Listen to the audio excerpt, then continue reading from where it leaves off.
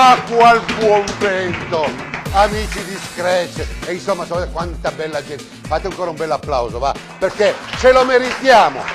Dopo Schio viene Brugherio e si sa che dopo Brugherio arriva Faè, e quindi a Faè non potevamo non far certo a meno di un certo Mirko Parattini. Fateci un applauso a questo ragazzo.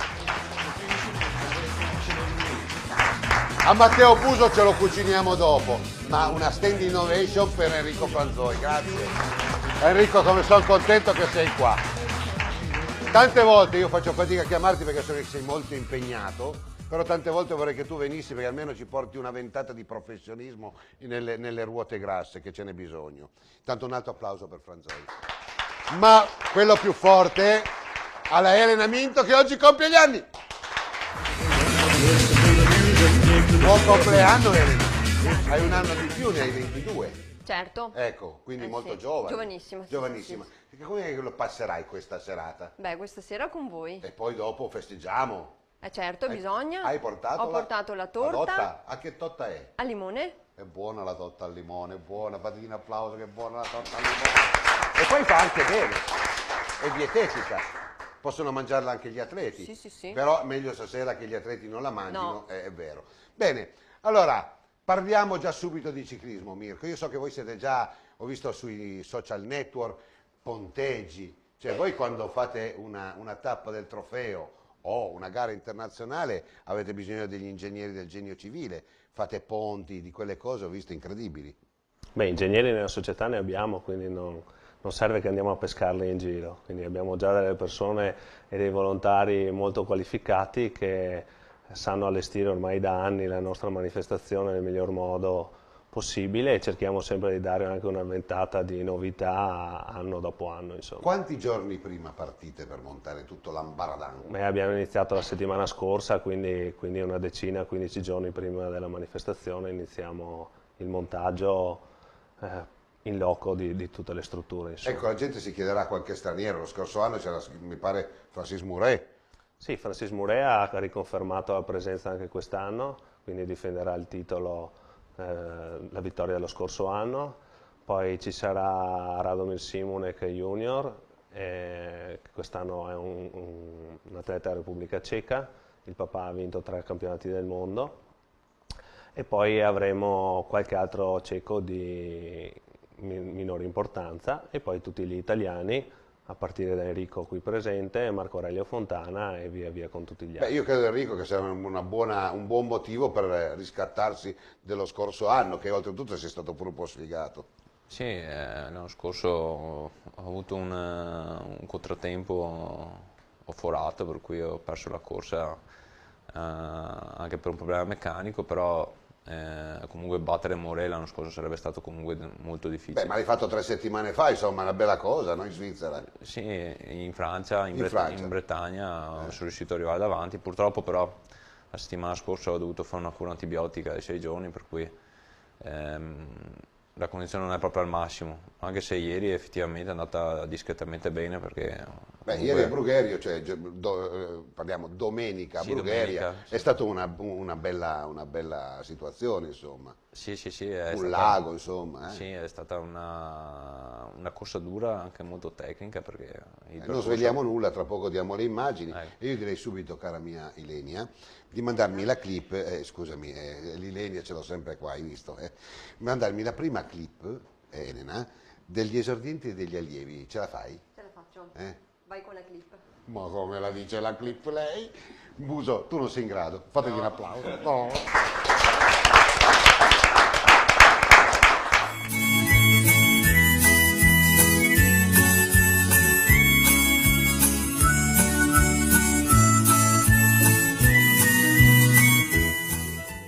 Immagini che ci arrivano direttamente da Brugherio, grazie anche all'amico Angelo Gaudenzi che ce le ha fornite. Brugherio, seconda tappa del trofeo Mastercross Selle SMP. Quindi oggi una giornata lombarda, si va oltre frontiera, diciamo così, dal comparto veneto, per una gara che ha le fattezze vere del ciclocross, visto le abbondanti piogge, e qua anche oggi in una giornata abbastanza tremenda, perché è già allentato il terreno, vediamo intanto un bellissimo parco con un lago adiacente che bene fa anche all'immagine di voi telespettatori che state a casa. Brugherio è una bellissima cittadina, ma soprattutto oggi si veste di ciclocross. Qualche difficoltà sul terreno, lo abbiamo visto in questo momento, perché d'altronde è allentato, davanti a tutti c'è appunto Nicolò Buratti, il quale non con qualche difficoltà affronta questa asperità. Pronti e via, Chiandussi in ottima forma, tallonato da vicino da Uez. Intanto vediamo il battistrada con il numero 72 Nicolò Buratti del pedale manzanese. In questo caso vediamo anche il numero 78, si tratta di Nicola Scaruzzi. Una giornata, abbiamo detto, abbastanza dura anche da compiere da parte degli atleti. Intanto vediamo anche dal lago sempre un ragazzo che si attesta nelle top 10 anche non soltanto col Masters Cross ma anche con il trofeo Triveto. Invece la prima delle donne è Alessandra Grillo, seguita da Asia Zontone e la Marina Guadagnin, che passa adesso nei nostri teleschermi. Questa è la Asia Zontone. E abbiamo detto una giornata particolarmente ciclocrossistica, certo, forse, tanto vediamo la Guadagnin, un percorso molto duro per le leve minori come gli esordienti in questo caso, però ci sta, insomma, si devono fare le osse. Leggermente in difficoltà vediamo Patrizia Critelli. Evidentemente oggi è un vero ciclocross e non tutti sono abituati, grazie anche alla bontà del tempo fino ad oggi, che ha concesso dei percorsi un po' meno ostici. Bene Chiandussi in questa fase di percorso, siamo già oltre metà gara, adesso si è insediato lì davanti punto Chiandussi e cerca di contrastarlo con il numero 72 Nicolò Buratti. Poi man mano vediamo anche Caruzzi, vediamo Uez e vediamo anche Buratti. Per le donne si è attestata sempre lì davanti Alessandra Grillo con un bellissimo margine di vantaggio, un tranquillissimo margine di vantaggio. Vediamo quanta difficoltà fanno su questi corridori, e questo è Nicola Scaruzzi. Insomma, questa è un'asperità di una contropendenza, quindi mette veramente a dura prova non soltanto l'equilibrio dei corridori, che oltre ad affrontarla con equilibrio devono anche avere potenza. Bene l'affrontata dal lago, l'abbiamo detto, si attesta sempre nelle top 10 questo ragazzo, si può dire che è un triatleta, perché suo papà è un triatleta, evidentemente sa esattamente come comportarsi in tutti i tipi di percorso. Ancora una bella pedalata di Alessandra Grillo della Cicli Fiorin, mi fa piacere rivedere questa società. Intanto questi sono alcuni ritardatari, con l'83 e Tonetti Davide e con l'84 e Casasola Manuel. Adesso andiamo a vedere, qua è l'Asia Zontone e questa è la Guadagnin Sportivi del Ponte, che tra le classifiche generali sono in testa con la classifica a squadre. Un Emanuele Uez che ha preso il Landi e si sta involando. Chiandussi purtroppo ha avuto un incidente, si è fratturato la tibia. Tanti auguri a questo ragazzo, sfortunatissimo. Oggi però vince proprio Emanuele Uez su Nicola Scaruzzi. Poi vedremo Fabio Vidotto della Sportivi del Ponte, mentre Nicola Scaruzzi team Granzon. Tanto pubblico assiepato, vediamo in questo caso che esulta anch'esso con il numero 78 Nicola Scaruzzi, perché è una bellissima posizione la sua su Uez, Vidotto, Buratti, Verre, Pollicini, Lorenzo, Flati, Daniele e poi man mano tutti gli altri. Per quanto riguarda le donne, una su tutte la vediamo già da tempo, è veramente in testa dall'inizio della gara. Si tratta di Alessandra Grillo della Cicli Fiorin, che si invola a mani alzate, una vittoria sicuramente senza discussione. Leggermente abbiamo visto in difficoltà Asia Zontone e Marina Guadagnin, evidentemente non era proprio il loro percorso, oppure devono anche loro abituarsi. Un saluto a Paolo Garniga, sempre presente, e adesso vediamo proprio Asia Zontone, che comunque fa una ottima figura in quel di Brugherio. Poi abbiamo Marina Guadagnin, seguono chiaramente Beatrice Pozzobon, Vera Rossetti, Graf Giulia Maria, Bertoni Giulia e Gerardi Ludovica. Leggermente in ritardo è Patrizia Critelli. Adesso andiamo con gli allievi. Partita la gara degli allievi primo, secondo anno e le donne. Questi sono degli allievi, vediamo con il dorsale numero 7, Picco Alessandro, quindi allievi al secondo anno. Tra poco partiranno gli allievi al primo anno e lo interpreteremo con i dorsali dal 38 in su, mentre per le donne hanno i dorsali dopo oltre il 100, quindi anche per identificare voi telespettatori che guardate da casa, per capire, per anche gustarvi di più la gara. Sono 3 gare insieme, però ognuno con chiaramente, naturalmente, una classifica a parte. Tanto pubblico comunque anche qui a Brugherio, una location abbastanza lontana dal centro. Peccato la giornata fosse stato più di sole, la gente avrebbe potuto raggiungere tranquillamente il percorso ciclocrossistico anche in bicicletta. Però insomma, mai demordere, si sa, il ciclocross è fatto d'inverno e d'inverno Calloni, che è della Cadrezzati Guerciotti, gioca in casa, vuol far bella figura su uno veramente strepitoso Filippo Zana, che l'abbiamo visto con la maglia di leader. Lui, Filippo Zana, vuol far bella figura, è un ottimo stradista. Con il numero 2 abbiamo visto in questo momento una bella corsetta con Brancati, il quale è un ciclocrossista, possiamo dire quasi puro, anche un biker. Con il 7 vediamo Alessandro Picco, che è dietro, è leggermente dietro, attardato rispetto a Brancati. Davanti abbiamo visto un Leonardo Cover veramente in grande spolvero, con il dorsale numero 23 e col Naghi Luca del Sovico.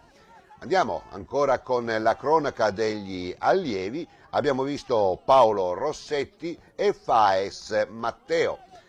Donne sempre lì davanti, Sara Casasola, bene la Baroni, bene anche la Bolzan. Iaccheri, anche lei si sta comportando molto bene in questa gara di Brugherio. Ricordiamo, seconda tappa del trofeo Master Cross, trofeo Selle SMP. Questa di Brugherio chiaramente è una gara internazionale, quindi con punteggio chiaramente internazionale, quindi fa punteggio, vuol dire che poi quando saranno gare di Coppa del Mondo, grazie ai punteggi possono partire davanti i corridori nella griglia appunto di partenza. Vuol dire molto perché abbiamo detto che il ciclocross è una gara a tutta, in questo caso sono mezz'ora, 30 minuti per gli allievi e 30 minuti anche per gli esordienti che abbiamo appena visto, ma partire davanti vuol dire molto, vuol dire intanto crearsi la propria scia. E intanto vediamo con il 111 la Sara Casasola, che è sempre più in testa alla classifica di provvisoria del Mastercross, ma anche in questo caso la classifica di tappa, la vediamo lì bella pimpante e in splendida forma. Abbiamo detto quanto è importante, perché vuol dire partire per primi, scegliersi la corsia giusta, la scia giusta, e poi dopo è una sorta di cronometro, è veramente a tutta dal primo minuto all'ultimo di gara. Ancora questa con la Guerciotti, con il numero 133 mi pare fosse la Fede Nicole. Poi abbiamo visto anche Nicole D'Agostina, abbiamo visto la Selva Francesca. Cadrezzate Guerciotti vuol dire che sono atlete queste di casa. Ancora abbiamo visto la Iaccheri con il 119, una leggermente attardata Ilaria Pola, e adesso vediamo anche tanti allievi, tanti juniores che stanno lì guardando i compagni più piccolini. Intanto un Calloni esagerato. Oggi veramente Lorenzo sta facendo una gara straordinaria, bene anche Alberto Brancati, non sono tanto lontani, però è una battaglia veramente aperta, apertissima, questa degli allievi al primo anno. Abbiamo visto adesso in questo momento proprio Rossetti, abbiamo visto anche Brancati, Dreossi prima, del Cover al primo anno l'abbiamo visto, Leonardo Cover con il dorsale numero 38, quindi lui è primo nella sua categoria, vale a dire gli allievi al primo anno. Lo abbiamo anche in studio, un ragazzo apparentemente timido, ma quando ci sale sulla bicicletta tira fuori una grinta veramente esagerata. Bene anche dalla Valle Thomas. Abbiamo visto anche Refetti Leonardo, della un'altra società questa che arriva chiaramente da fuori regione. Con il 111 abbiamo visto sempre Sara Casasola su tutte, tallonata dalla Baroni Francesca, la vediamo, tanto il pubblico sta aspettando chiaramente mani alzate, ed è lui, Lorenzo Calloni, che vince su Filippo Zana, lo vediamo, bravissimo comunque, Picco Alessandro al terzo, Alberto Brancati al quarto. Grandissimo Leonardo Cover, che si aggiudica la sua categoria su Loris Conca e Tommaso Dalla Valle. Bellissima la sua vittoria a Leonardo Cover, se lo merita. Per quanto riguarda le donne, la regina delle regine è Sara Casasola, che riesce così ad avvantaggiarsi rispetto alle altre atlete. Poi dopo la Baroni e Federico.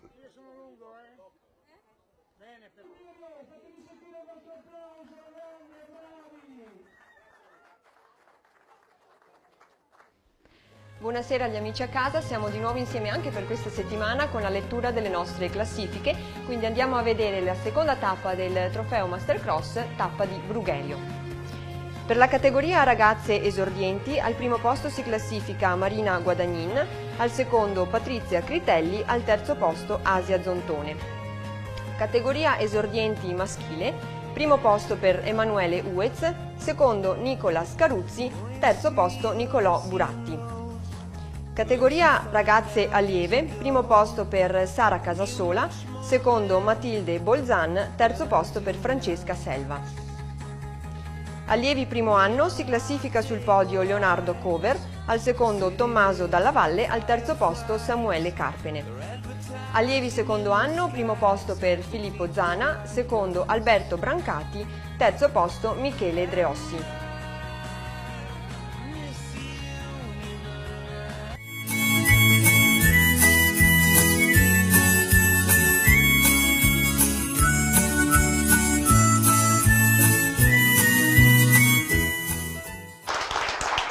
Bene, bene, bene.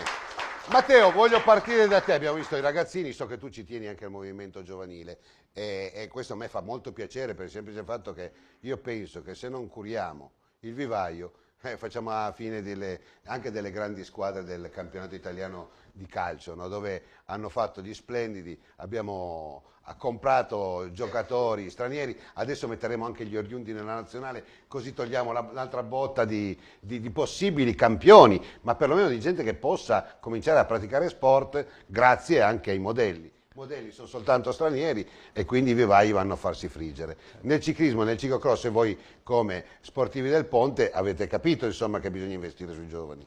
Certo, sì, noi come team abbiamo cercato di fare una squadra ben amalgamata, partendo dai giovani e avendo comunque dei punti di riferimento un po' più grandi, che comunque vediamo negli ultimi periodi riescono a primeggiare anche loro, sono lì davanti che combattono con i primi.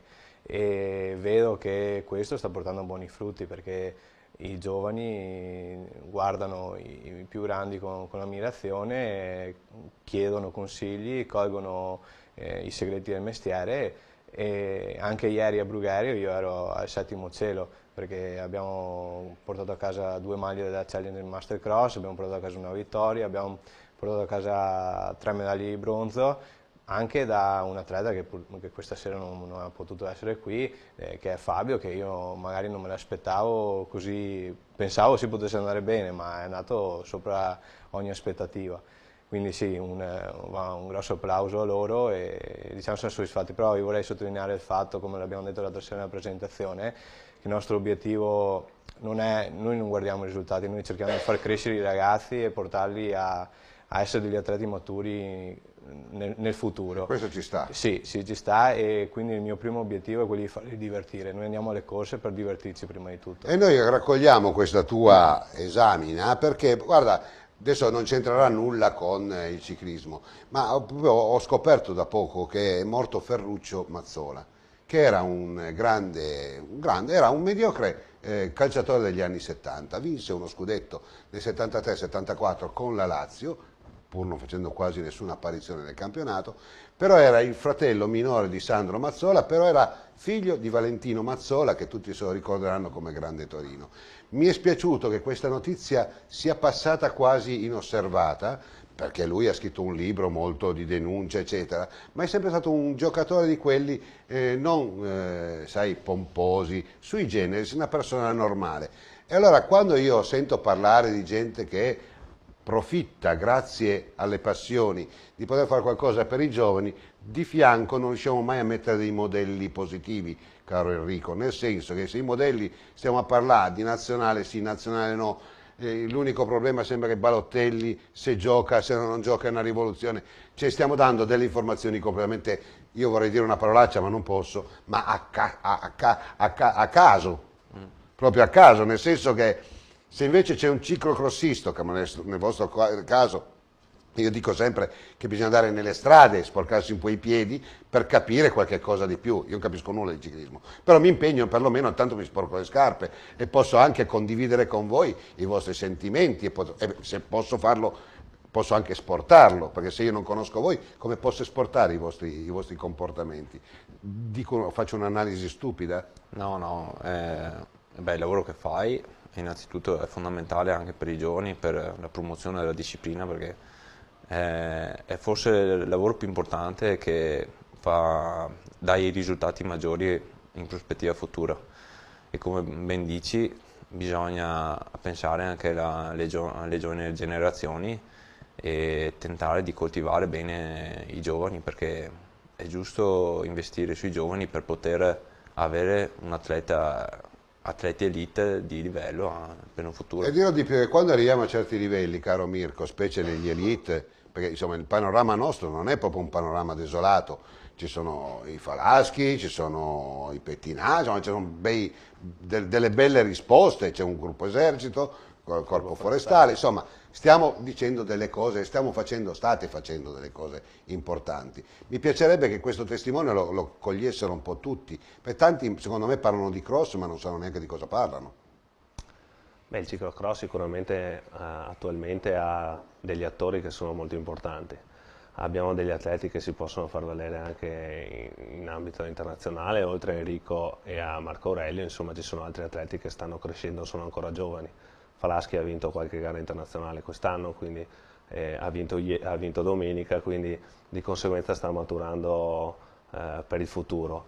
Credo che la soluzione sia comunque continuare a rinfoltire il gruppo dei giovani, gli atleti esordienti e allievi, e poi far sì appoggiare le società che credono in questa disciplina, in modo che alcuni atleti continuino col ciclocross, perché se poi li perdiamo quando sono nella categoria juniores, allora tutto lo sforzo fatto precedentemente nel far sì che i numeri aumentino sempre più nelle categorie esordienti e allievi, poi vengono perse tutte queste energie nel passaggio alle categorie juniores. Io settimana scorsa ho fatto un'intervista dopo gara a Filippo Zana, il quale non è una promessa, ma un ragazzo si sta distinguendo. Ha detto: ti piace tanto fare il ciclocross? Mi ha detto sì, poi dopo replicando ha detto: ma passerà ai juniores, e lui spera tanto che gli consentano di fare il ciclocross. Ecco, a me questo è una cosa che non piace molto, se devo essere sincero, perché un ragazzo d'allievo, juniores, dovrebbe esprimere i propri desideri, e soprattutto se è un desiderio sano, un principio sano, è giusto anche esaudirlo, perché non è che dice non voglio fare il ciclocross, voglio andare a ballare, cioè voglio fare il ciclocross, fatiglielo fare. Ecco, io non ho mai capito queste alchimie dei DS, sinceramente, Enrico. Forse sono lontano e non capirò assolutamente niente. No, sotto un certo punto di vista è sbagliato precludere a un giovane di poter fare il ciclocross. All'estero insegnano il contrario, che comunque gli atleti comunque fanno fuori strada, cioè il ciclocross in maniera preparatoria anche alla strada, per cui è tutto propedeutico sia una disciplina che all'altra, insomma. Tu hai avuto successo quest'anno anche su strada, sei andato con un altro tipo anche di rotondità nella pedalata. Oh, la sparo qua perché voglio far vedere, ma insomma ti ho visto anche molto più in gamba. Sì, beh, io ho sempre fatto comunque la doppia attività, non è che non l'abbia mai fatta, mi sono sempre trovato bene così, e anzi l'anno che l'ho fatta di meno mi sono trovato male, per cui io ho sempre fatto la doppia attività e mi sono sempre trovato benissimo. Ci sarebbe il modo per programmare tutte e due le attività e farle bene, e ci vorrebbe una rivoluzione un po' del calendario sia stradistico che crossistico. E ne parleremo settimana prossima. Intanto invito tutti i nostri telespettatori appassionati di ciclocross. Perché mi guardate così male? Perché vedo le ragazze che mi guardano con tiepidità. Comunque settimana prossima avremo qua il nostro commissario tecnico Fausto Scotti, ci spiegherà anche delle cose, anzi ti rinnovo l'invito per settimana prossima, se non vieni. Quindi rinnoviamo anche che c'è un altro Giro d'Italia di ciclocross che non è meno importante al Mastercross, come il Mastercross non è meno importante del Giro d'Italia. Vogliamo ricordarlo, che fa parte sempre del ciclocross. Certo, sono due competizioni che servono per far sì che i valori degli atleti emergano in campo nazionale e in campo internazionale, e quindi bisogna premiare le società che organizzano queste manifestazioni. Ma i ragazzi è vero che sono contenti, loro vanno, non gliene frega un tubo che sia un'etichetta o un'altra. L'importante per loro è correre. Ah, allora fategli un applauso. L'importante è correre, è inutile che ci giriamo intorno. Cara Elena, adesso io manderei, se vuoi, junior e donne. Via con la clip. Fammela tu la clip. Via con la clip. Rifamela. Via con la Allora, clip. ferma, via con la clip, applauso per lui. Il gradimento, prova, via. Via con la clip. Applausometro. Via con la clip. È un pari, sono più tiepidi. Ma secondo me per la rappresentante è meglio lei. E beh, ci mancherebbe altro. Via la clip.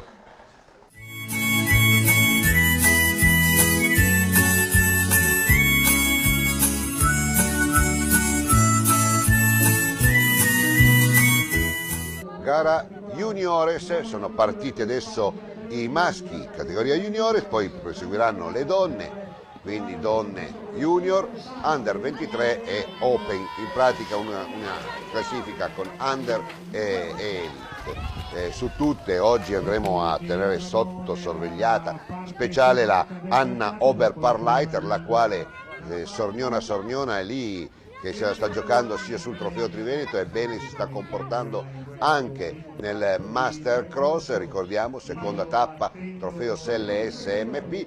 Abbiamo visto adesso le donne che sono partite, lì davanti abbiamo visto la Bulleri, poi abbiamo visto la Gariboldi, la Nicoletta Bresciani, benissimo in prima posizione Francesca Cauz.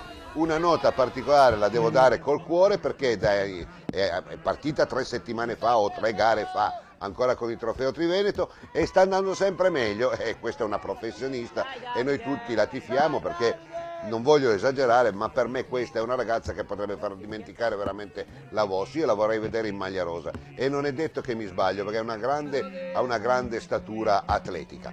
Bene, partiti e via, lì davanti c'è un certo Stefano Sala, anche lui Selle Italia Guerciotti.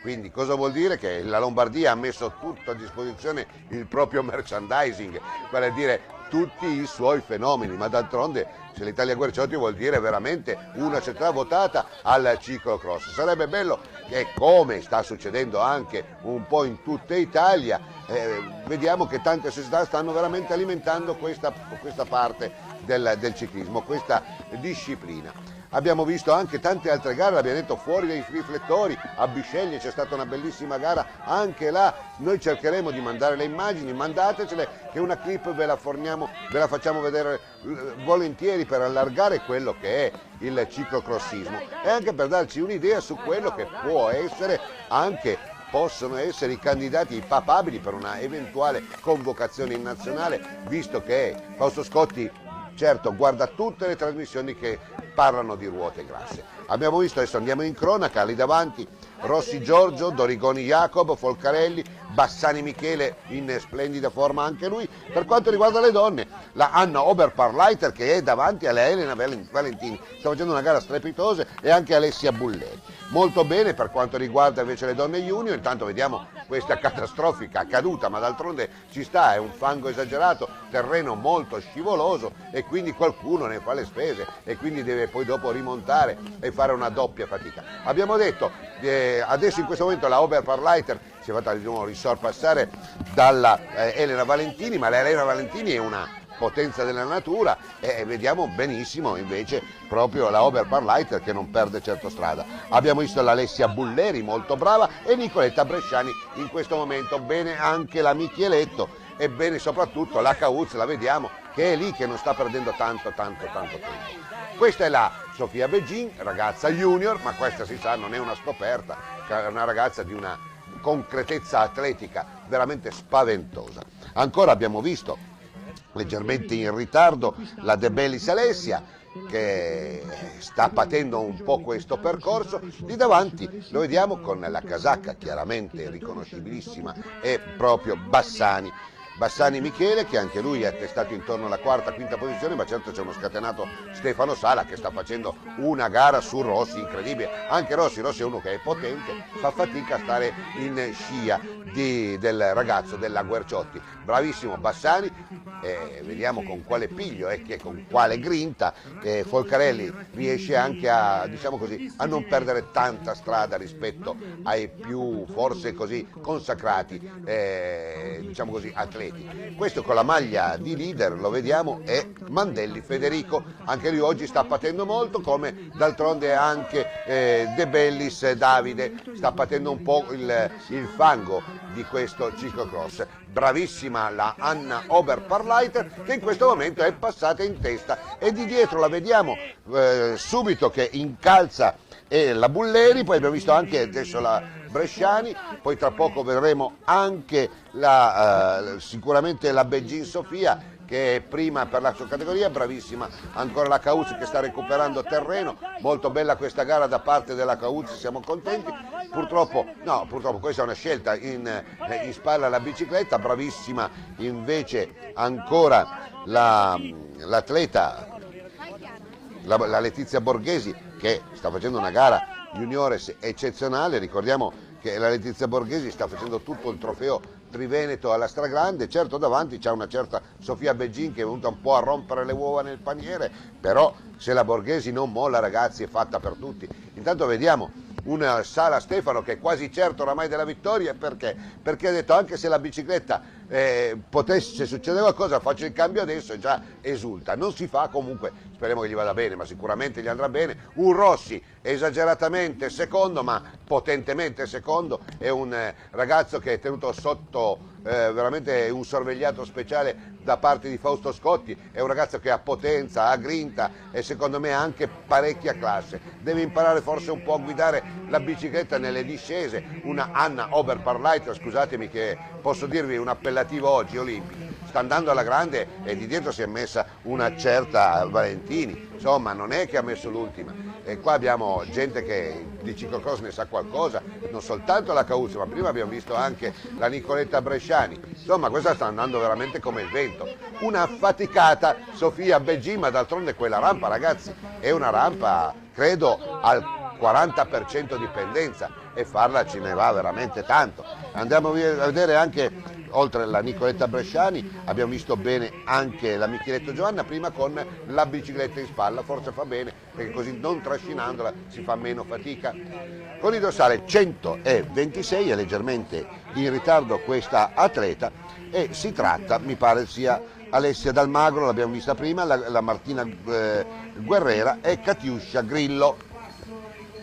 Benissimo, stiamo nelle fasi oramai conclusive di questa bellissima gara dedicata a junior e donne tutte, e lui si batte il petto, e se l'Italia Guerciotti, ed è Stefano Sala. Bravissimo Stefano, è andato dall'inizio alla fine alla stragrande, regola così un Giorgio Rossi comunque maidomo, e fa bene ad alzare la mano e dire io ci sono. Bene anche Jacob Dorigoni della Cadrezzata Guerciotti, oggi giocavano in casa, poi Folcarelli, Bassani Michele. Bravissima la regina Sofia Beggin che vince su Alessia Verrando e la Borghesi Letizia, molto bene Borghesi Letizia, una terza piazza per lei importante. Salutiamo anche la Micheletto, e qua vediamo un Bassani leggermente affaticato. Per quanto riguarda invece le donne, tra poco le vedremo. Intanto abbiamo visto Mandelli che perderà sicuramente la maglia, e qua grandiosa la vittoria di Anna Oberparleiter che vince su, pensate, insomma, Elena Valentini, e si è messa anche dietro Alessia Bulleri. Bravissima anche la Valentini, però oggi la Anna Oberparleiter veramente ne aveva tantissimo. Brava anche la Bulleri. Adesso andremo a vedere un po' di premiazioni sul palco e certo, sempre sorridente nelle gare, perché questa è la cosa più importante. Se sorridi vai già molto più forte. Una stagione iniziata nel migliore dei modi. Sì, adesso è iniziata molto bene, però adesso faccio ancora 2 gare, poi io faccio un po' di pausa e poi vediamo per l'italiano se le faccio o no. Per la categoria juniores si classifica al primo posto Giorgio Rossi, al secondo Federico Mandelli, al terzo posto Daniel Smarzaro. Categoria donne junior, primo posto per Sofia Beggin, secondo posto Letizia Borghesi, terzo posto Alessia Dalmagro. Open femminili, primo posto per Anna Oberparleiter, secondo posto Alessia Bulleri, terzo posto Nicoletta Bresciani.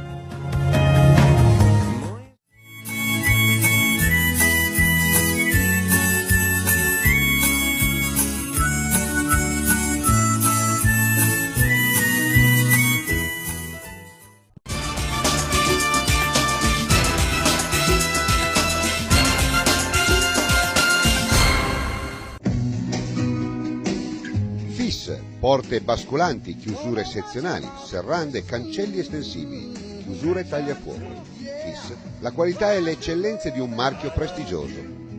FIS, una stretta di mano che dura da 40 anni, in via Campagna 164 a Galliera Veneta. I radiocomandi Ren Device sono progettati con elettronica digitale di ultima generazione, a basso consumo ed altissima affidabilità nel tempo anche in caso di urti o cadute accidentali. Ren Device, i controlli di sicurezza, sono affidati a microprocessori in costante comparazione reciproca, codice univoco di codifica e sofisticati controlli digitali dei dati trasmessi, con protocolli di trasmissioni brevettate che conferiscono al radiocomando una sicurezza superiore alle più severe normative internazionali. I radiocomandi Ren Device sono insuperati per design ed ergonomicità. Ren Device, radiocomandi industriali utilizzati per gru, carroponti, mezzi idraulici e cingolati, automazioni di ogni genere. Ren Device, impulsi d'autore. L'hotel alla Corte è situato in un borgo ai piedi delle colline bassanesi, a 2 passi dallo storico Ponte degli Alpini. L'hotel alla Corte dispone di 32 camere di categoria superior, finemente arredate e attrezzate con i comfort più moderni, dotato di rete Wi-Fi, disponibile gratuitamente in tutta la struttura. I nostri ospiti troveranno un ambiente accogliente e ideale per buffet, cerimonie, banchetti, incontri aziendali e appuntamenti d'affari. Inoltre la struttura è fornita di ampio parcheggio custodito la notte. La nostra struttura vanta il servizio Bike Hotel per un noleggio e custodia biciclette, spazio per lavaggio e officina. All'hotel alla Corte sono annessi un ristorante e una pizzeria. Per gustare i nostri prodotti potrete scegliere diverse sistemazioni, fra cui una fresca terrazza estiva. Hotel alla Corte.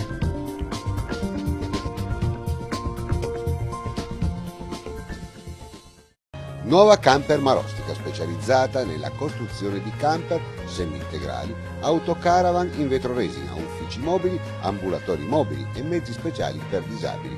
Nuova Camper Marostica, serietà e affidabilità, un mix di professionalità ed eccellenza nella costruzione del tuo camper. Nuova Camper Marostica la trovi a San Rigo, in via Leonardo da Vinci 17. Visita il nostro sito www.campermarostica.it.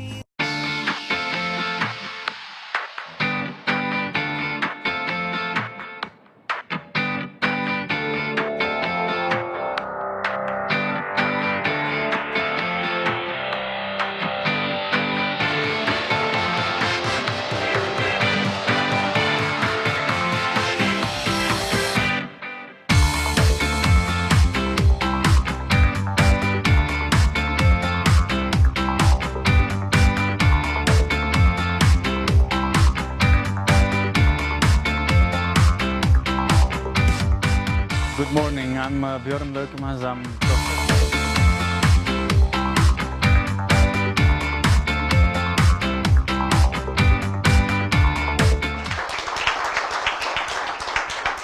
Me ne fate un altro un po' meno tiepido. Cioè, non sono applausi questi, siete in 300 qua dentro. Forte!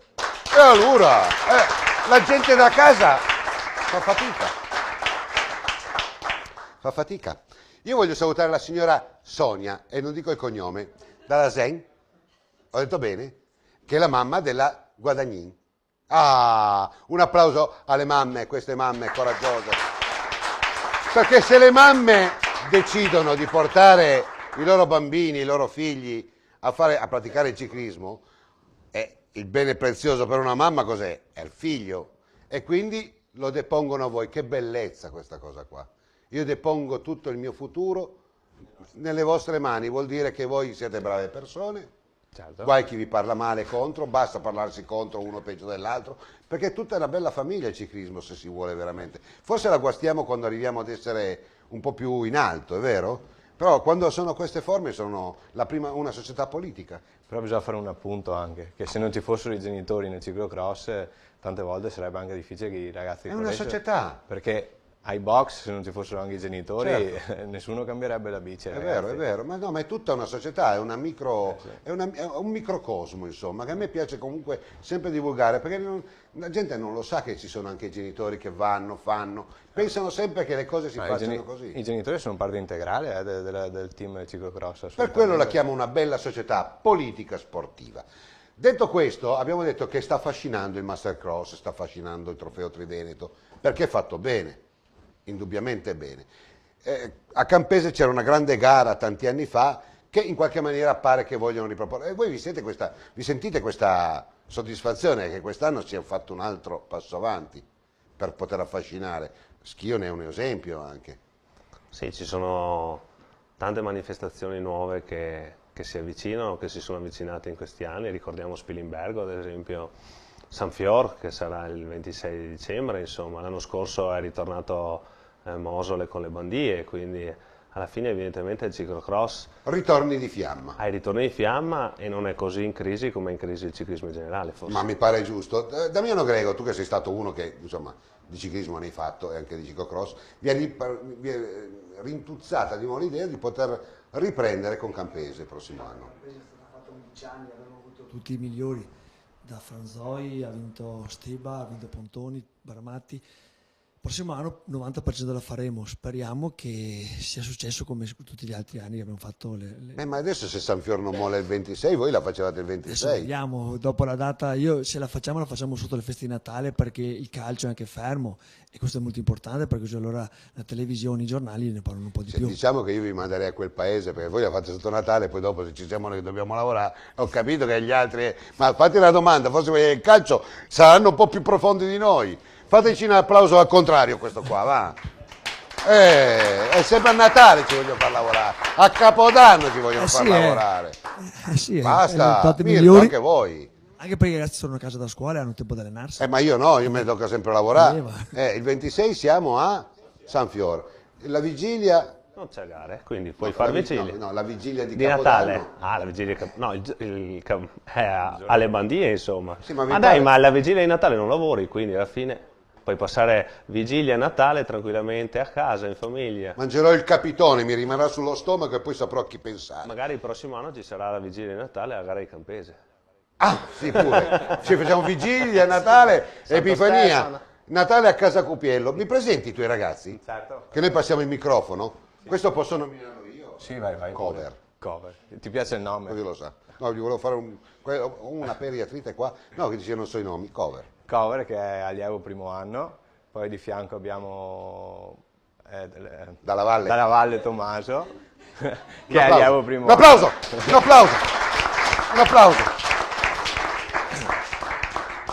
Poi passiamo alla rappresentanza donne, abbiamo la Valentina Mariotto, la Marina Guadagnin, Denise Pauletto, dietro sempre donne, Anna Foro, Alessia Dalmagro. Che fai un sorriso, Alessia? E abbiamo concluso i giovanili e passiamo a Tommaso Caneva, che è Elite Under 23, che è stato qui con noi un paio di puntate fa, e Alessio Baratin. Alessio Baratin, fatevi un bel applauso. Però a Caneva gli voglio fare una domanda, perché è vero che vi dà un po' fastidio quando vi stroppiano i nomi, vero? Molto, sì. Vero? Però... No, io devo fare anche io, perché mica che sto qua a fare professore, perché tante volte non possiamo, però dopo 2 o 3 volte, insomma, bisognerebbe anche aver imparato, no? Sì, no, ormai io ci ho fatto l'abitudine, dunque Caneva o Caneva per me è uguale. Anche noi abbiamo detto, anziché Nichele, Nichele. Nichele l'ha detto lei, eh? Sai chi ha detto Nichele? Non si stroppiano i nomi, è vero. Io però d'altronde ero fuori che mi stavo facendo una passeggiata. Grazie, Comunque grazie. è normale, dà fastidio. Invece vorrei sapere questa ragazzina perché non sorride mai. Come si chiama, scusami? Alessia, non me lo ricordavo, guardate. È timida. È di una bellezza, fate un applauso. Sta ragazza ha un viso che potrebbe fare l'attrice. Tanto per dire... Hanno paura dei microfoni, è questo il problema. Sì, ma voglio dire... Le camere. È vero o non è vero? No, mi devi rispondere tu, non mi dire no, ti prego. Ma quando sento le cronache di quelle trasmissioni più importanti di queste, no? Che dicono alle donne, a me questo dà molto fastidio, la discriminazione assoluta, no? La donna si vede dal di dietro, dal culo, sentito.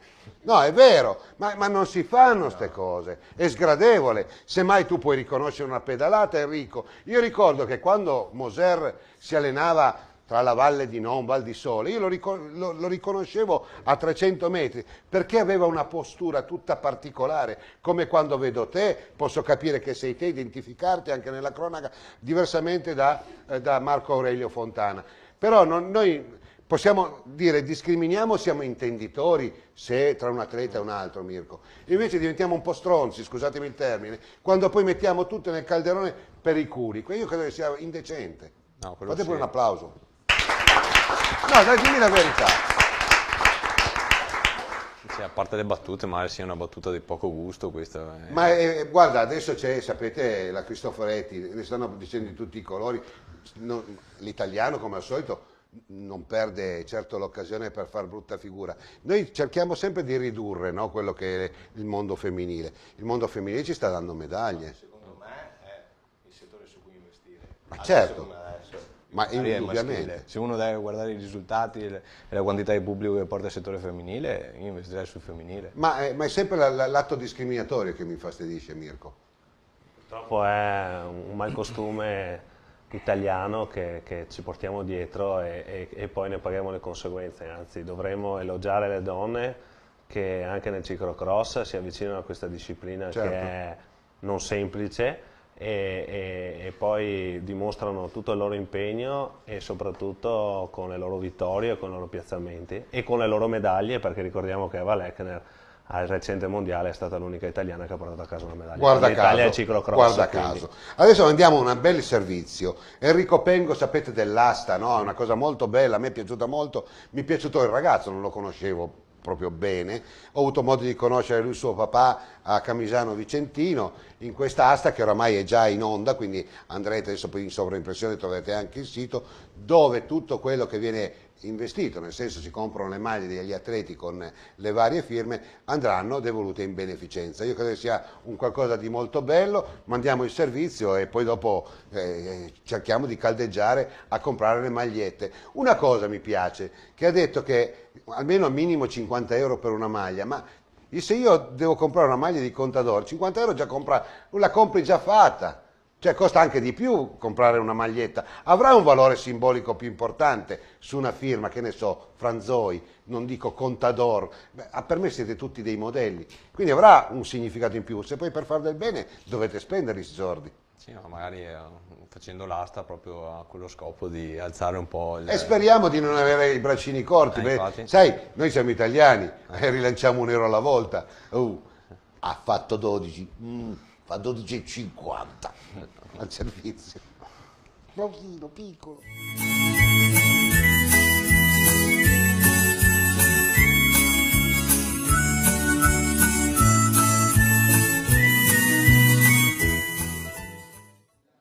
Siamo con l'avvocato Claudio Pasqualini, testimonial di questa asta di beneficenza. Ci ha illuminati durante la presentazione con questa bellissima poesia che racchiude poi anche lo spirito dello sport. Ma questa è una delle tante poesie, se mi permetti, che io ero costretto a partorire nottetempo su indicazione di Marino Bartoletti e le recitavo in diretta per la trasmissione Si Gira. Quel giorno Tiralongo, gregario da una vita, vinse, come qualcuno ricorderà, siamo nel 2011, la tappa di montagna con la compiacenza, diciamo così, di Contador. Allora, nottetempo, il poeta ebbe a partorire i seguenti alati versi. O musa del ciclismo, dammi l'ispirazione per rendere al meglio la grande commozione nel vedere il campione che spinge o aiuta il gregario facendosi col cuore più amico che avversario. Tiralongo da sempre è gregario perfetto. Era giusto che di vincere provasse l'effetto, ma grande Contador, vero signor del giro, che ci ha lasciato tutti quasi senza respiro dandoci un'emozione, una bella notizia, anche se si è avversari può esistere l'amicizia. È che qua tu non puoi battere le mani perché tieni il microfono, se no credo che... Ecco, la signora l'ha fatto, vedi? Veramente, e poi lo spirito anche di quest'asta, no? Questi ragazzi che normalmente sono avversari durante l'anno si riuniscono per uno scopo molto importante che è la beneficenza. Sì, ecco, ma quando lo sport in qualche maniera, attraverso anche, io ne sono molto orgoglioso, la mia modesta persona può in qualche maniera giovare a questi ragazzi, ebbene allora lo sport realizza il suo scopo, che è fatto di lealtà, di probità, di correttezza, ma anche di aiuto con gli altri. D'altra parte è nel concetto dello sport. Se non si fa squadra, se non si va assieme, non si va da nessuna parte.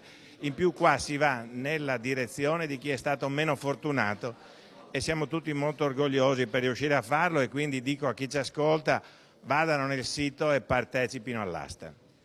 Andiamo avanti, io penso già a 2020, come siamo messi con questo mondiale a Vicenza? Ma guarda, quello che sembrava un sogno sta mano a mano prendendo concretezza. Pochi giorni fa la Federazione Italiana di Ciclismo, nella persona del suo presidente Di Rocco, ha ufficializzato presso l'Unione Ciclistica Internazionale la candidatura di Vicenza / Veneto. La manovra di avvicinamento continua. Secondo i tempi storici, nel 2017, cioè in Norvegia, dovrebbero assegnare quel mondiale del 2020 al quale Vicenza aspira, ma noi confidiamo di farcelo assegnare l'anno prima. Nel 2016 si terrà in Qatar il mondiale, una roba strana perché sarà un mondiale con delle salite artificiali, a quanto si sente dire, in un clima particolare. Da settembre andrà a ottobre per sperare ci sia meno caldo. E in ogni caso, ecco, noi confidiamo nel 2016 di vedere che la candidatura di Vicenza è ufficialmente accettata. Noi ci riuniamo una volta a settimana perché gli impegni sono veramente tanti, e oltre a sottoscritto a Moreno Nicoletti, Alessandro Beluscio e Gabriele Viale, con noi si riunisce sempre Angelo Zomegnan, che come tutti sanno è l'organizzatore di 7 Giri d'Italia e del Mondiale del 2013, che abbiamo avuto l'intuizione di chiamare nella squadra come consulente. Quindi le intenzioni sono serie e l'ottimismo è fondato. Silvio Martinello, noto commentatore, ex atleta di grande livello, oggi anche tu testimonial di questa asta di beneficenza che Enrico Pengo, insomma, per il 3° anno consecutivo porta l'attenzione dei media e non solo. Sì, un momento per, diciamo così, era giusto gratificare la figura di Enrico, che insomma ha sempre trovato le strade aperte in tutte le iniziative in cui si è impegnato. Questa è un'iniziativa particolarmente degna di attenzione. Il Gotha del ciclismo mondiale ha partecipato donando un oggetto che sicuramente sarà interessantissimo per i tanti appassionati che poi si cimenteranno in quest'asta cercando di portare a casa il pezzo migliore, il pezzo al quale sono affezionati, e quindi un momento a cui prestare, insomma, la propria presenza e la propria attenzione per sensibilizzare il pubblico del ciclismo, ma non solo, insomma, ad essere attenti a questo genere di iniziativa. Se tu fossi un utente, che maglia ti piacerebbe accaparrare? Ma mi piacerebbe accaparrarmi la maglia gialla di Vincenzo Nibali, perché credo che sia, soprattutto per un appassionato italiano, insomma, un momento assolutamente felice di un'estate che, sportivamente parlando, insomma, senza Vincenzo Nibali non avrebbe regalato grandissime soddisfazioni, visto come sono andati i mondiali di calcio, visto gli scarsi risultati che si sono ottenuti. Vincenzo Nibali, insomma, ha riportato il Tour de France in Italia dopo 16 anni, nel modo in cui l'ha conquistato, tra l'altro, e quindi riportando all'attenzione dei media, ma non solo, insomma, un movimento come quello ciclistico, insomma, che da tanti anni sta soffrendo, e questa è una vittoria che mi auguro chi ha in mano le redini della gestione del movimento sappia capitalizzare al meglio, perché non si può disperdere un patrimonio di questo genere. Enrico Pengo, siamo a questa fine di questa presentazione di asta. Da stasera parte nel sito www.allonessport.com questa asta online di maglie. Qual è il tuo sentore qui, insomma, dopo aver presentato tutte queste bellissime maglie? Ma penso che ci sia stato il mondo che ha rappresentato queste maglie in questa sala consigliare. Mi aspetto tanto da questa asta, ti dico la verità, perché l'anno scorso ho già visto i frutti e quest'anno l'ho incrementata con tanti campioni, e quindi spero, anche se ci sono molte difficoltà, non bisogna nascondersi dietro a un dito, però le maglie sicuramente vanno vendute anche molto nel mondo e quindi in giro all'estero c'è ancora molta disponibilità e ho puntato tanto anche alla qualità, ti dico, e a tanti personaggi in modo che la notizia veramente arrivi sempre oltreoceano, perché la paura è sempre quella di non arrivarci, ma grazie ai network e grazie alle vostre trasmissioni si arriva dappertutto. Bene Enrico, hai un auspicio e noi ti aspettiamo comunque in studio quando avrai tempo. Hai un auspicio per appunto questo prossimo Natale, visto che andiamo verso le feste? È un regalo che può essere veramente valido anche per gli appassionati di ciclismo, no? Sì, penso che tutti gli appassionati ambiranno a una maglia.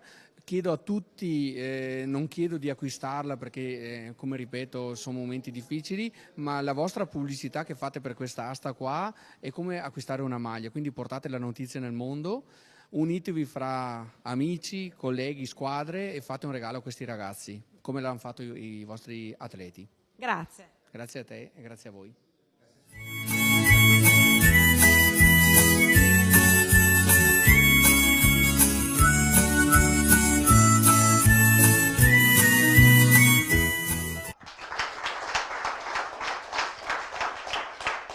Bella l'iniziativa di Enrico Pengo. Tu la conosci? La conoscevi? Conosco bene Enrico Pengo perché è un grande. Sì, è stato meccanico alla Lampre, per cui lo conosco da tanti anni. Ed È è un bravo. Ma sai cos'è che mi ha colpito? Sto ragazzo sicuramente è un meccanico nei box quando c'è un Giro d'Italia, se fa un bucio esagerato, cioè voglio dire, non è che abbia tanto tempo.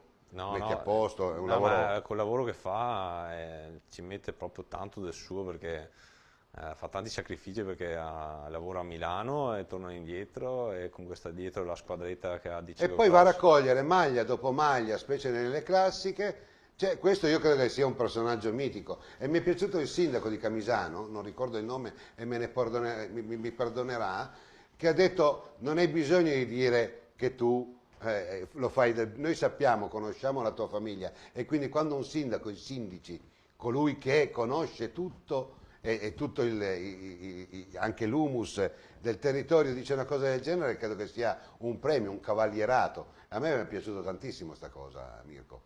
Beh, è importante comunque sostenere queste iniziative. La compri la maglia? Ci senti? Vediamo che maglie ci sono. Sì. Bisogna che ci sia una maglia un po'... Ce ne sono, c'è quella di Contadora. Ma forse mi sta un po' strettina. Ma non devi metterla, devi inquadrartela. E c'è quella di Scarponi che è grande come sta cartellina.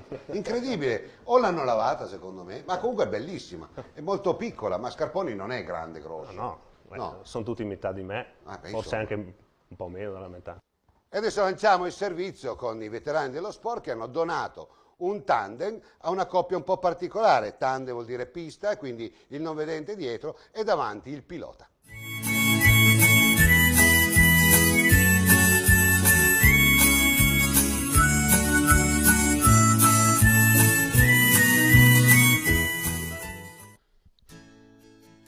All'interno del velodromo Rino Mercante, presso la sala Agnolin, il Rotary Club cittadino, presieduto da Alberto Calsamiglia, hanno donato questo splendido tandem all'associazione Non Vedenti. Quando si parla di associazione Non Vedenti viene in mente sicuramente la figura di Silvana Valente e la sua guida, campionessa olimpionica, ma sempre dentro il tessuto veramente importante di quello che è una società che sta facendo veramente grandi cose. Bene ha fatto il presidente del Rotary Club a promuovere intanto con un segnale importante, ma soprattutto una bella conferenza stampa dove i padrini erano Bianchetto e Beghetto, dove proprio il tandem nel 1960 è partito come campioni olimpionici a Roma. All'interno della sala Agnolin era gremita, chiaramente poi dopo c'è stata, e la vedremo tra poco dalle immagini, una piccola performance all'interno del tondino di Bassano del Grappa, e quindi un complimento assolutamente al Rotary Club e soprattutto un appuntamento poi sarà dalla birreria Romano Cornale il 12 di dicembre alle ore 20, proprio perché anche là ci sarà una sorta di lotteria dove chiaramente il ricavato andrà a questa associazione.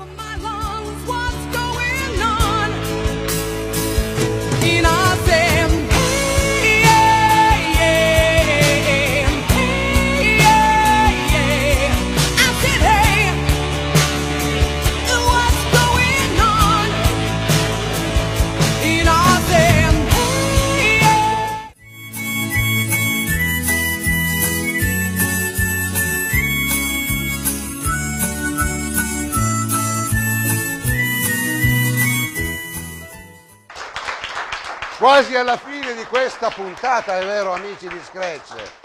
Insomma, abbiamo visto tutti questi bei servizi, chiaramente siamo in clima natalizio, tra uno slang e l'altro abbiamo fatto gli auguri di Natale anche noi.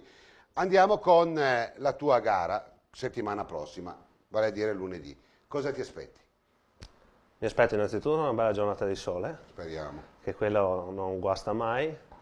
Poi che tutto vada bene come è sempre andato negli ultimi anni, nel senso che le gare non abbiano complicazioni, che nessuno abbia dei problemi fisici più che altro, che non ci siano qualcuno che si faccia male, che ci sia un buon afflusso di pubblico. Noi siamo pronti ad accogliere il pubblico, anzi più gente venite e noi siamo più contenti, e che le gare siano soprattutto entusiasmanti, appassionanti, avvincenti e magari spettacolari fino all'ultimo metro, come è successo tanti anni. Matteo, un piccolo borgo di 3 case diventa civiltà quel giorno, con 10.000 persone, perché ragazzi i numeri sono quelli. Sì, tanta gente, anche l'anno scorso abbiamo vista, il sole l'ha aiutato, quindi speriamo che replichi anche quest'anno. E 3 case, come abbiamo già detto, che diventano il centro del mondo per quella giornata. Oltretutto quest'anno, l'8 dicembre, all'estero non ci sono proprio corse, perché in calendario UCI non ci sono corse. E vabbè, ma Mirko Barattini non è mica l'ultimo arrivato. No.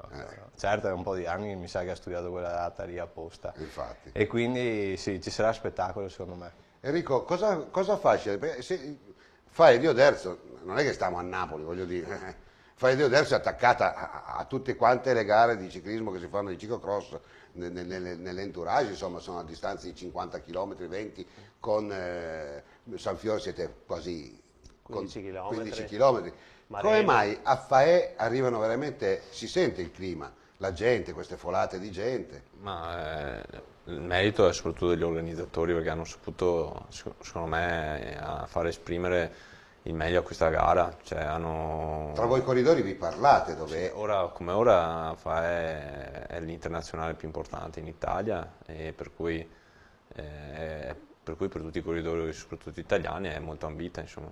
Beh, però è anche bello che tanti che vogliono organizzare ne siete un esempio, cioè nel senso che possono anche rubare un po' il mestiere. Sicuramente sì, noi abbiamo piacere che tanti guardino la nostra manifestazione, ma ricolgano gli spunti più interessanti e che facciano lo stesso. Secondo me è una cosa importante, perché serve per far crescere le organizzazioni, per far crescere le gare, per avvicinare il pubblico. E poi una diretta Rai, se non sbaglio. Sì, quest'anno siamo riusciti anche ad avere la diretta Rai, avremo 2 ore di diretta dalle 2 alle 4, quindi oltre al pubblico presente anche i telespettatori da casa potranno gustare lo spettacolo di Faè. E io ci scommetterei che abbiamo forse più audience all'estero che in Italia. Vero, Matteo? Sì, sicuramente avendo la diretta possono seguire tranquillamente in streaming dal sito della Rai, Rai Sport 2, vedere su Rai Sport 2. Sì, ma poi la Rai si vede un po' dappertutto, sì, anche con sì, i canali certo, consueti. certo, sì, quindi... Bene, adesso noi mandiamo di nuovo l'ultima clip con gli Elite, che chiude la giornata di Brugherio su questa seconda apparizione, seconda manche, seconda puntata, chiamatela come volete, del Mastercross Selle SMP. Ok? Avanti con la...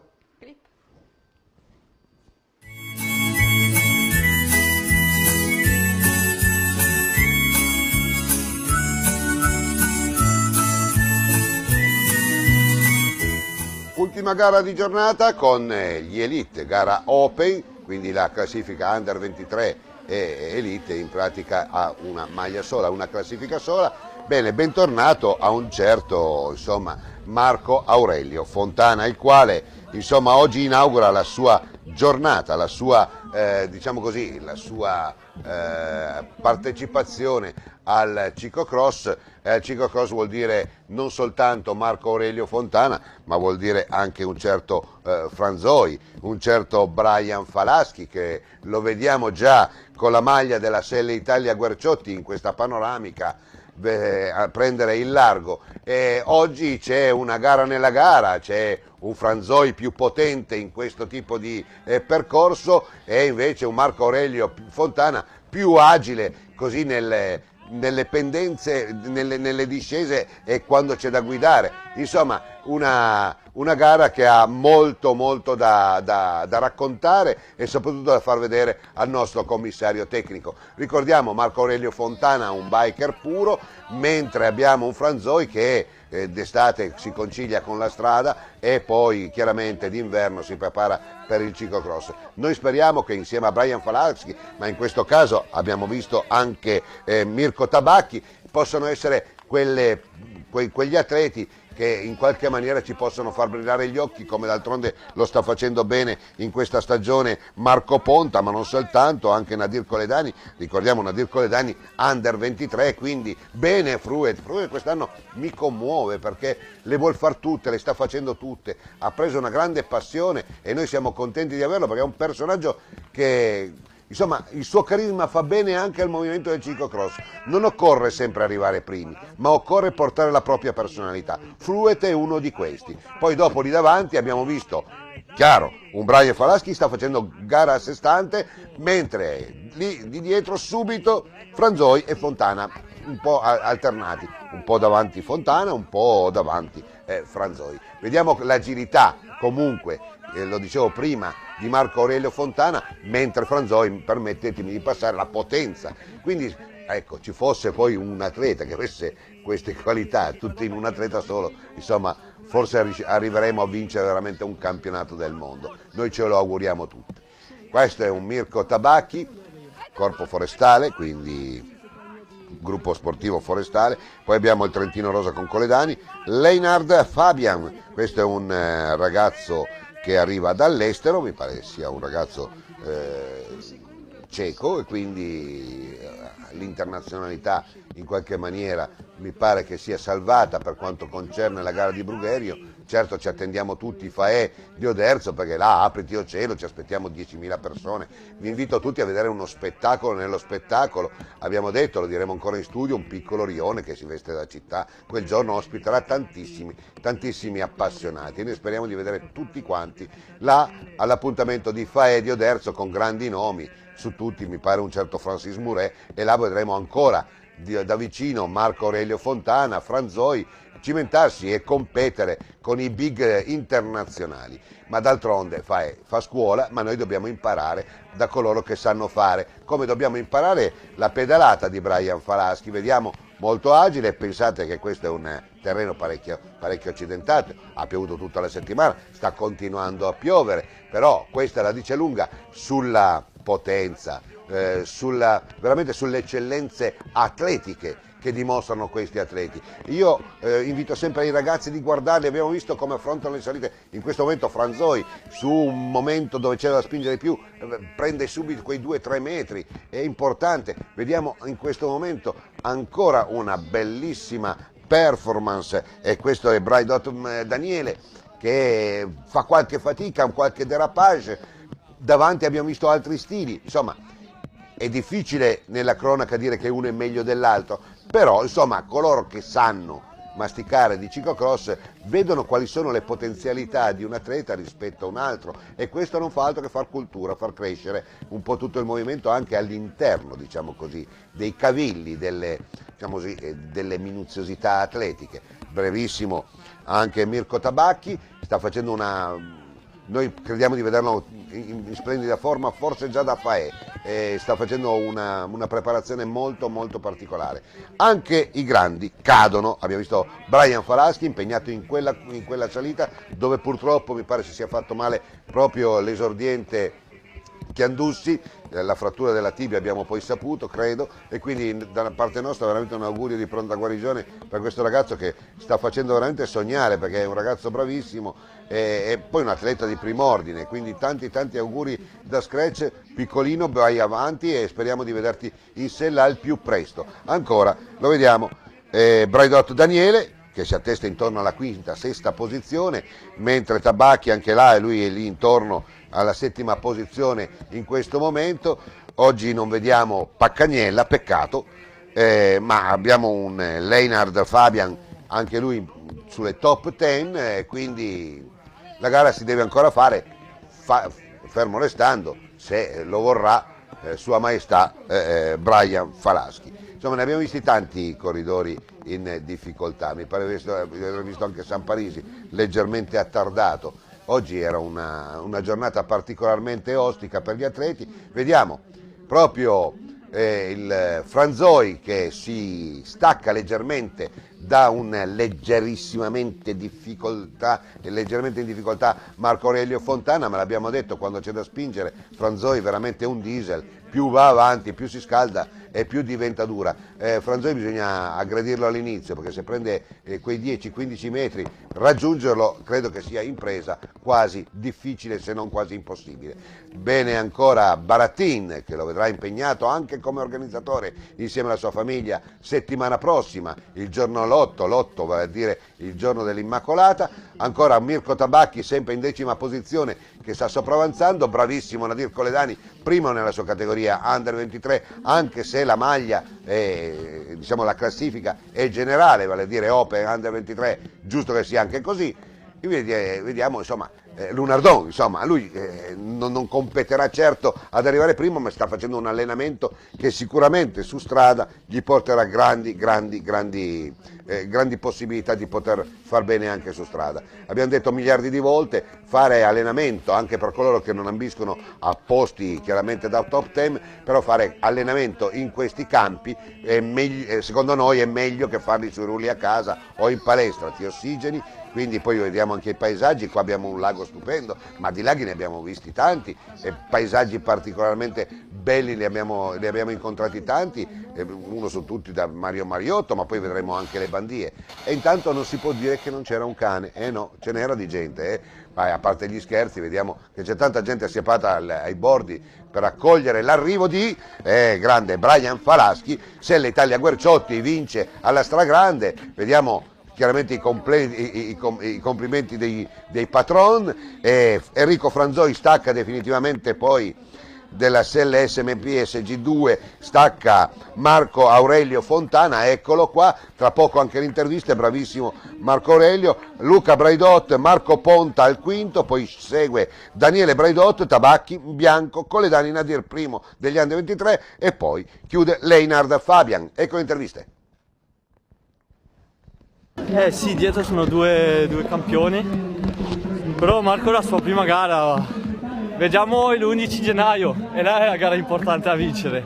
Sì, per me era anche abbastanza difficile oggi, dato che è una settimana che prendo antibiotici, ho finito ieri di prenderli, ho avuto una infezione polmonare, cioè ai bronchi, e praticamente ho dovuto anche rinunciare alla Pro di Coppa del Mondo di ieri.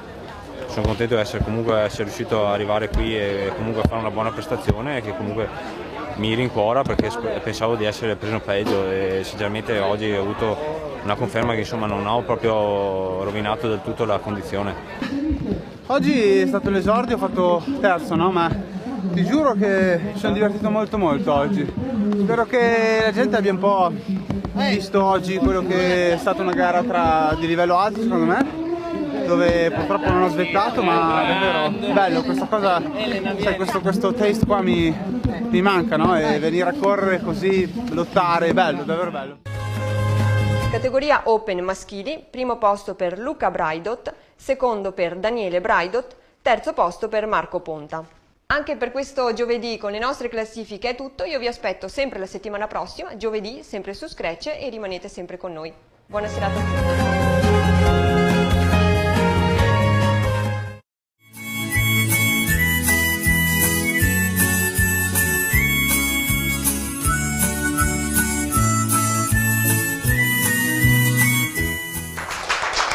Vedo la luce, vedo la fine di questa trasmissione.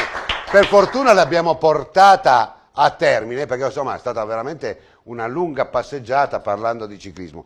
Dando l'appuntamento chiaramente a Faè, si parte a che ora? Si parte alle 9 con i giovanissimi, poi seguono gli esordienti, gli allievi e gli amatori nella mattinata. Ci sarà una pausa di un'oretta e poi 13:30 juniores e donne e 14:45 la gara clou, gli Open e l'Ite Under 23. Chiaramente là bisogna rispettare l'orario al secondo. Beh, insomma, cerchiamo di rispettare, insomma, gli orari vanno sempre rispettati. Ecco, per chi deve venire a Faè, se ce ne fosse bisogno, quale strada? Quale strada? Beh, insomma, prendono indicazioni, se escono dall'autostrada a Noventa di Piave oppure a Conegliano, prendono indicazioni per Oderzo e da Oderzo al piccola frazione di Fae. Abbiamo detto, tu ci sarai, settimana prossima sarai con noi.